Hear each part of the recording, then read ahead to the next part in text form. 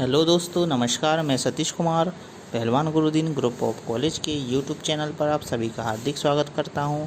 आज हम बात करने वाले हैं बीए द्वितीय वर्ष के समाचार प्रथम प्रश्न पत्र के अंतर्गत भारत में मुस्लिम अल्पसंख्यकों की समस्या के बारे में।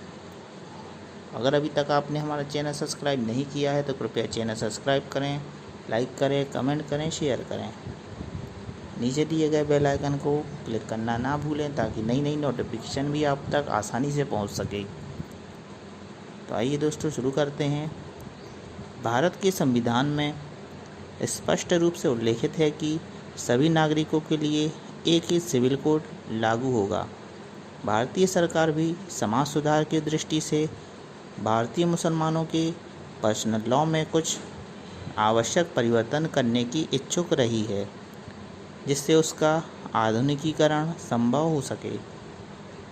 इस उद्देश्य की पूर्ति हेतु सरकार ने मुस्लिम बहुविवाही पद्धति तथा तलाक संबंधी नियमों में हस्तक्षेप किया, जिसके परिणाम स्वरूप भारतीय मुसलमानों का रूढ़िवादी वर्ग बड़ा क्षुद्र हो गया।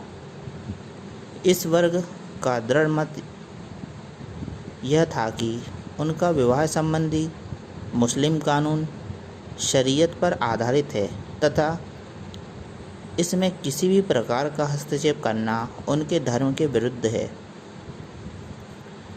भारत सरकार ने सन 1965 में अलीगढ़ मुस्लिम यूनिवर्सिटी के संगठन और कार्यपद्धति में आवश्यक सुधार उत्पन्न करने की दृष्टि से एक अध्यादेश जारी किया था। इससे मुसलमानों को बड़ी असंतुष्टि हुई है, क्योंकि भारतीय मुसलमानों का एक बड़ा वर्ग अभी इस यूनिवर्सिटी के अल्पसंख्यक स्वरूप को यथावत बनाए रखने के समर्थन में है। इस अध्यादेश का देश भर के मुसलमानों ने कड़ा विरोध भी किया। भारतीय मुसलमानों के समय समय पर उत्तर प्रदेश, मध्य प्रदेश, हैदराबाद, महाराष्ट्र तथा बिहार आदि राज्यों में उर्दू को राजभाषा का दर्जा देने की मांग भी की है तथा इस संदर्भ में कई आंदोलन भी किए हैं। भारत में विभिन्न राजनीतिक दलों में भी यह प्रचार किया कि उर्दू ही मुसलमानों की भाषा है तथा इसे ही राजभाषा का स्वरूप प्राप्त होना चाहिए। इस प्रकार से उर्दू भाषा की समस्या भी वर्तमान समय में मुसलमानों की एक प्रमुख समस्या के रूप में उपस्थित है। मुस्लिम अल्पसंख्यकों की एक प्रमुख समस्या अशिक्षा है। यद्यपि सैयद अहमद खान जैसे सुधारवादी मुस्लिम नेताओं ने इस दिशा में कई प्रशंसनीय कार्य किए, परंतु अभी तक भारतीय मुसलमान आधुनिक शिक्षा के प्रचार प्रसार से भली भांति लाभान्वित नहीं हो पाए हैं। अशिक्षा के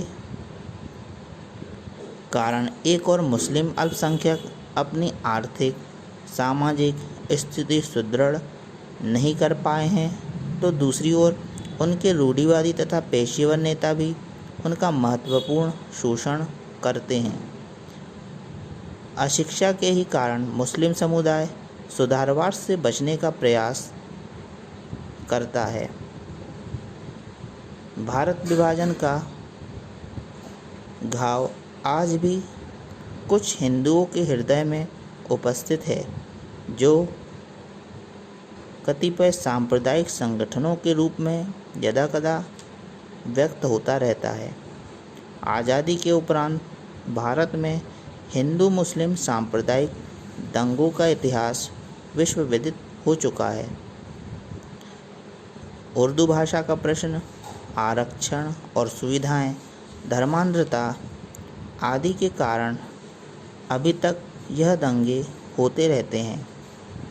मेरठ, गाज़ियाबाद, दिल्ली, अलीगढ़, इलाहाबाद, आगरा, कानपुर, लखनऊ, अहमदाबाद, बिहार शरीफ, इंदौर, जबलपुर, रांची, जयपुर, मुरादाबाद आदि नगरों में प्रायः सांप्रदायिकता की अग्नि सदा प्रज्वलित होती रहती है।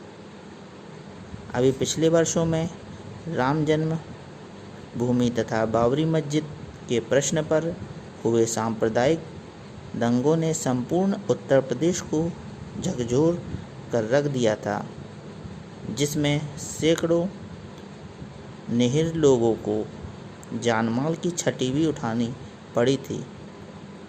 इस प्रकार के सांप्रदायिक दंगों से मुस्लिम अल्पसंख्यकों में असुरक्षा और भय की भावना उत्पन्न होती जा रही है, जिससे राष्ट्रीय एकीकरण की प्रक्रिया भी बाधित होती है। तो दोस्तों, आज हमने चर्चा की भारत में मुस्लिम अल्पसंख्यकों की समस्या के बारे में। आपको वीडियो कैसा लगा कमेंट बॉक्स में अवश्य लिखें। नए वीडियो के साथ मैं आपके समक्ष पुनः उपस्थित होऊंगा। तब तक के लिए नमस्कार, धन्यवाद।